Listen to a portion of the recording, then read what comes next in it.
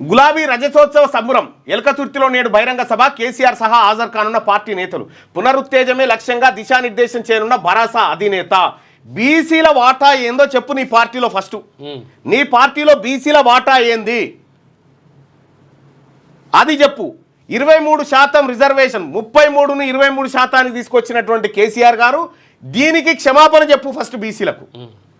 తెలంగాణ రాష్ట్ర సాధనే లక్ష్యంగా 2001లో ఆవిర్భవించి 13 ఏళ్ల ఉద్యమ పార్టీగా 9.5 ఏళ్లు అధికార పార్టీగా ప్రస్తుతం ప్రతిపక్ష పార్టీగా భిన్న పాత్రలు పోషిస్తున్న భారత రాష్ట్ర సమితి రజతోత్సవ సంబరానికి సిద్ధమైంది మీ సంబరం సక్సెస్ కావాలంటే మా బీసీలే కావాలి కదా ఫస్ట్ ఈ బీసీల లెక్క ఏందో తెలుసు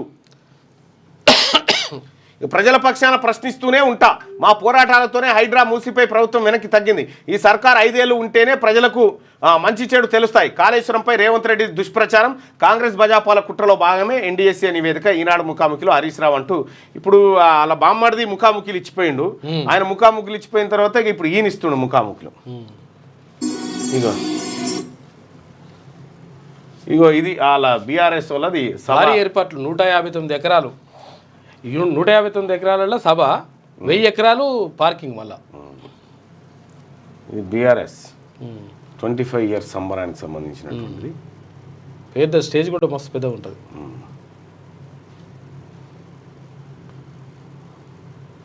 ఇది సభకు సంబంధించినటువంటిది బీసీలకు మీరంతా బాకీ పడిర్రు